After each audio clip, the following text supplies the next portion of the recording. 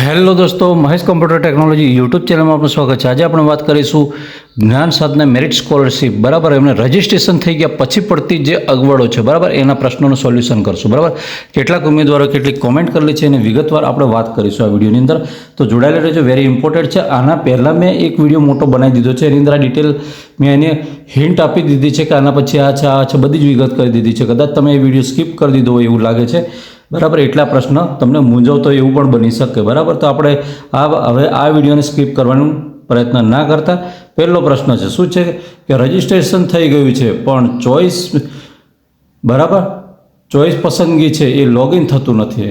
Choice પસંદગી, અહીંયા પસંદગી લખેલું છે પણ વાસ્તવમાં પસંદગી શબ્દ છે। હવે એ ચોઈસ પસંદગી ચાલુ નથી થતી, બરાબર। આ પ્રશ્ન છે, આ એક ભાઈનો પ્રશ્ન છે, બરાબર।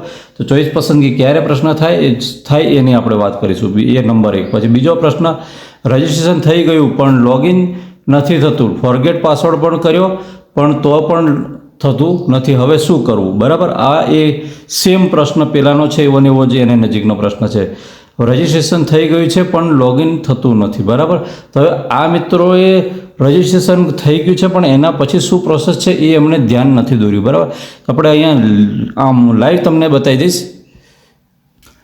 આપણે ઓફિશિયલ વેબસાઇટ પર આવી ચૂક્યા છે અને ઓફિશિયલ વેબસાઇટ પર આવીને અહીંયા સ્ક્રોલ કરીશું, આ સ્ક્રોલ કરીશું ને પછી તમે અહીંયા જોઈ શકશો, આ આપણે અહીંયા આવશે, બરાબર। અહીંયા તમે હું આખી વિગત સમજાવી દઉં છું। આ વિગત મેં તે પહેલાં પણ એમને હિન્ટ આપી દીધી કે વિદ્યાર્થી રજિસ્ટ્રેશનની પહેલી પ્રોસેસ છે, પછી શું થશે તો એપ્રૂવ થશે, એપ્રૂવ થશે પછી શું થશે તો જે એપ્રૂવ થયા પછી આ જે સ્ટુડન્ટ છે, બરાબર, એમને એ થશે અને પછી આ જે આ બીઆરસી કે ડીપીઓ લોગિન છે એમના દ્વારા, એટલે કે એમની પ્રોસેસ દ્વારા આગળ વાત વધશે, બરાબર। તો હવે અહીંયા તમને વિગતે આખી વાત કરી દઉં। હું અત્યારે આને આપણે એની બટન પર ક્લિક કરીશું, કયા હમણાં મેં અંડરલાઇન કરી હતી તેની પર, બરાબર। તો મેં અંડરલાઇન પર ક્લિક કરી દીધું। હવે આપણે અહીંયા આવી ચૂક્યા, બરાબર। તમે શું કામ કર્યું કે તમે રજિસ્ટ્રેશન કરીને પાસવર્ડ જનરેટ કર્યો, બરાબર। કેટલાકે તો પાસવર્ડ રીસેટ પણ કરી લીધો એવું કહે છે, બરાબર। રીસેટ કરવાની ધમાલ નથી કરવાની આપણે, હા જરૂર પડે તો કરવાની છે, એ ક્યારે રીસેટ કરવાની જરૂર ઊભી થશે એ પણ તમને કહી દઈશું, બરાબર। હાલ અત્યારે અહીંયા લોગિન પર હું ક્લિક કરું છું, લોગિન પર ક્લિક કરીશ એટલે આને થોડું ઝૂમ કરી દઉં અને ઝૂમ કરી દઈને તમને આખી વિગત સમજાવી દઉં કે આની વિગત શું છે। હવે આપણે શું કર્યું હતું કે રજિસ્ટ્રેશન કર્યા પછી સ્ટુડન્ટ લોગિનની અંદર જવાનું રહે છે, બરાબર। સ્ટુડન્ટ લોગિનની અંદર આપણે રજિસ્ટ્રેશન કરી દીધું અને પછી અડધા કલાક, 2 કલાક, 4 કલાક, 5 કલાક રહીને પછી આપણે કહીએ કે સર આ તો મારે તો નથી આવ્યું ને, આજે તો ફલાણી તારીખ આવી ગઈ એટલે કે 11 ચાલુ થઈ ગઈ, તો હવે શું કરવાનું, મારું આ શાળા પસંદગીનું હજુ ખુલ્યું નથી, બરાબર। આ તો હવે વાત એમ છે કે હા ચાલુ દિવસ, બરાબર, ચાલુ દિવસ ત્યાં બેઠેલા હશે જે પણ, હવે આ તમારું જે રજિસ્ટ્રેશન થાય છે એનો મેસેજ નોટિફિકેશન એમની પાસે એક્સેલની અંદર કન્વર્ટ થઈને અંદર જતા રહેતા હોય છે, બરાબર, સોફ્ટવેરની અંદર, જેમ આપણે એક્ટિવ, નોન એક્ટિવને આવું બધું નહીં આવતું જમણી બાજુ એ રીતે, આ ઉપર બ્લુ લાઇન દેખાય છે ને, બસ એ રીતે આખું ફિલિંગ હોય, લાઇન હોય એમાં બતાવવામાં આવે વિદ્યાર્થીને, સ્ટુડન્ટનું ઓકે થઈ ગયું છે કે નથી થઈ ગયું, એનાથી પછી લોગિન થઈને એ એડિટ થઈને પછી ચેક કરી લેતા હોય છે। હવે આ જે વસ્તુ છે, બરાબર, એ બધી બાળક ક્યાં શું છે, આરટીનું છે કે કઈ રીતનું છે, સળંગ કઈ રીતનું છે, આ બધી વિગત ચેક કરતા હોય, બીજું કશું નથી, બરાબર। અને તમારું નામ ને આ બધી વસ્તુ, જન્મ તારીખ છે, આપણો જે ફોટો છે, તમે અપલોડ કરેલા ડોક્યુમેન્ટ્સ છે એ બધાનું વેરિફિકેશન થતું હોય છે। તો કદાચ તમે કોઈ આરટીનું ઓનલાઈન કરતા હોય ને વેરિફિકેશન થતું હોય તો તમે દેખ્યું હશે, કદાચ કોઈ ભરતીની અંદર પણ દેખ્યું હોય, તો આપણે ડોક્યુમેન્ટ્સ છે જે અપલોડ કરેલા હોય એને રૂબરૂ પછી વેરિફિકેશન કરવામાં આવે, એ રીતે આ ઓનલાઈન વેરિફિકેશન કરે, ડિજિટલ, હા, કે હાર્ડ કોપીમાં વેરિફિકેશન થતા નથી, હાર્ડ કોપીમાં ક્યારે થાય એ પણ કહીશ। હવે આ વેરિફિકેશન થઈ ગયું એ ક્યાં થશે તો એ અહીંયા આ એપ્રૂવ છે આપવાના થશે ત્યાં, એની પહેલાં થશે, ક્યાં થશે તો બીઆરસી ભવન, એટલે કે મતલબ કે તાલુકા લેવલે, બરાબર, તાલુકા લેવલની માં થાય, બરાબર। હવે આ થશે, એપ્રુવલ થઈ ગયા પછી આ ઓકે આપશે, ઓકે આપશે એટલે આમના જિલ્લા તરફથી મળેલો પાસવર્ડ આમની પાસે હશે, બરાબર, એમની પાસે હશે, એમના જે ડીઓ સાહેબના જે MIS ને હોય એમની પાસે હોય છે।